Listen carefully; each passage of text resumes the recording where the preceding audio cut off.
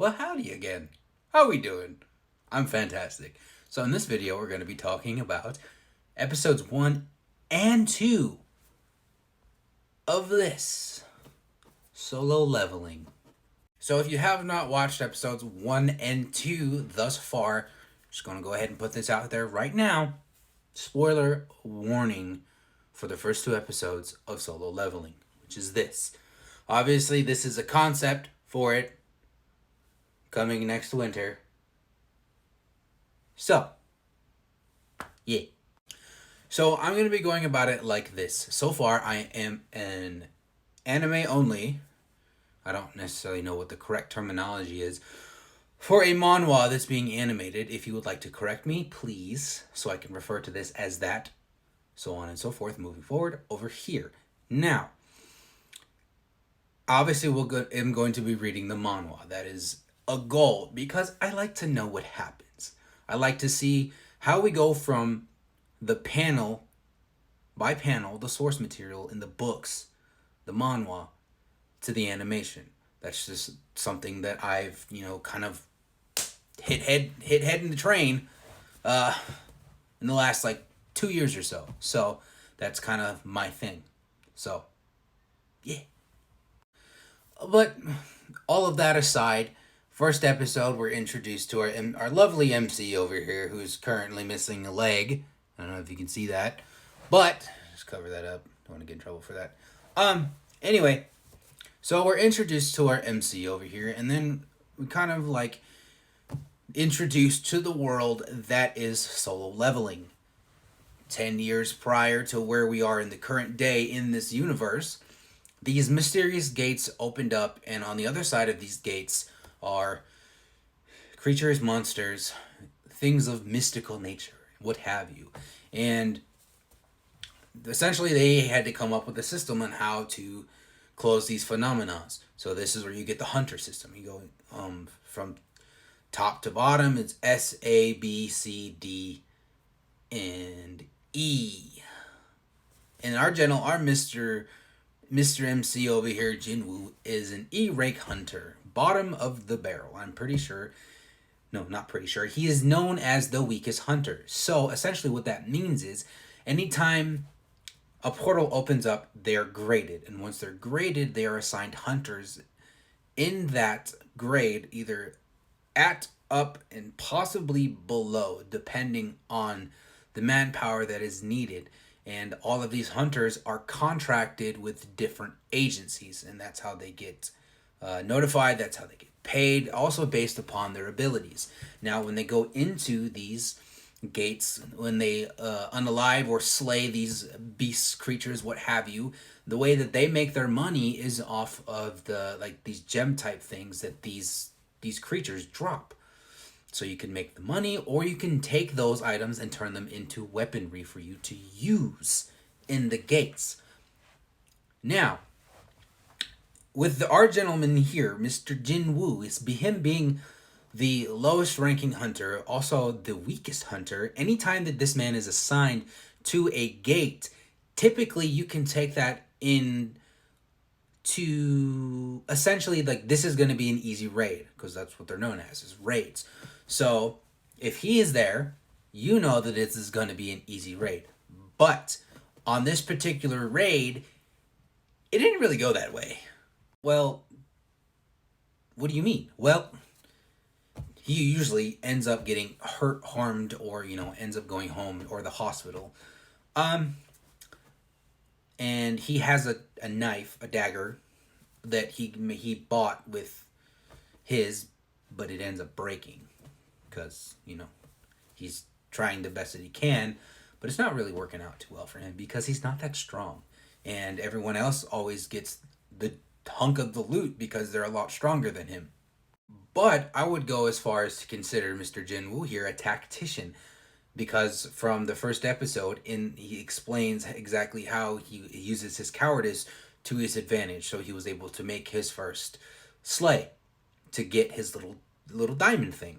I can't remember what they're called for the life of me at the moment, but we will address that later. So they're in this dungeon, they finally complete it, but the gate hasn't closed yet, so they figured maybe there's still a boss, or it continues on to what's known as a double dungeon, which is a rare phenomenon in this case, because typically with the gates they're only singular. But the thing about double dungeons is you don't know what that second dungeon is rated, because there's really no way to rate it as far as what I can tell from what I've read, from what I've heard. They can rate the actual initial gate, but there's really no way to again rate the second dungeon. So in this particular case, it was more than what they could handle.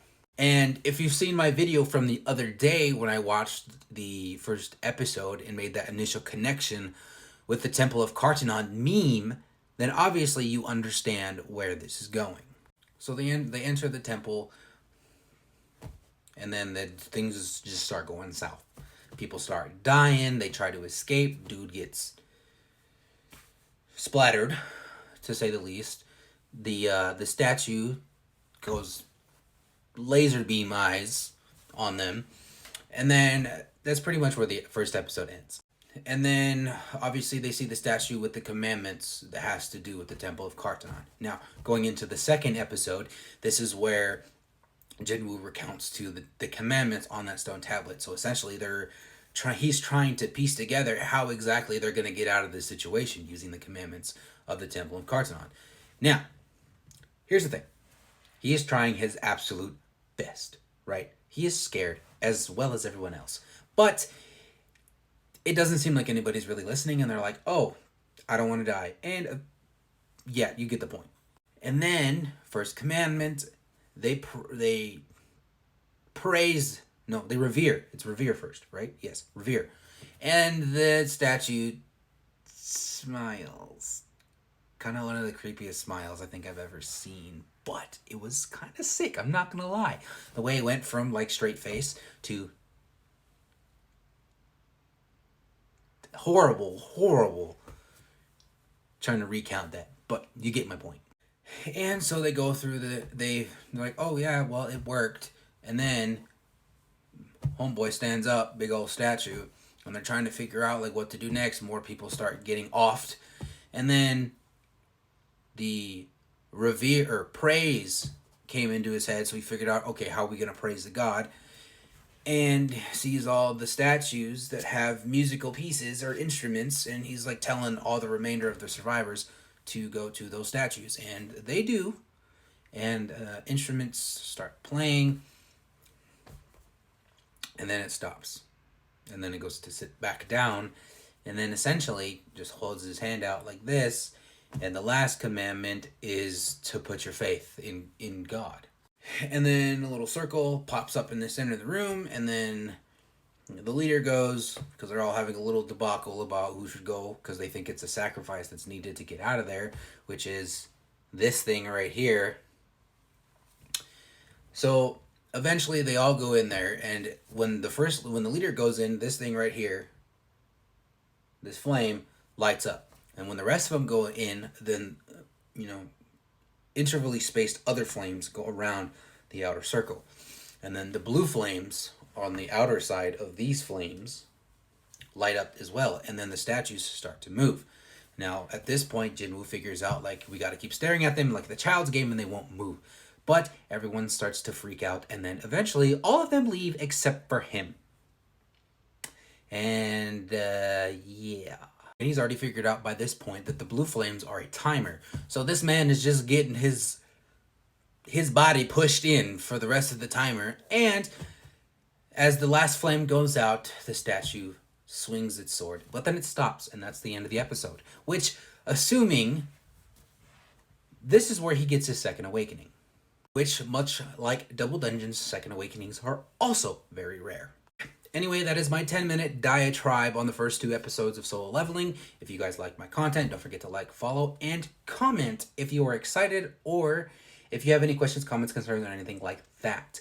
Now, again, I'm going to be covering more and more stuff, so just be prepared. Everything is going to have a spoiler warning before I dive into everything. Bye, guys. See you in the next one.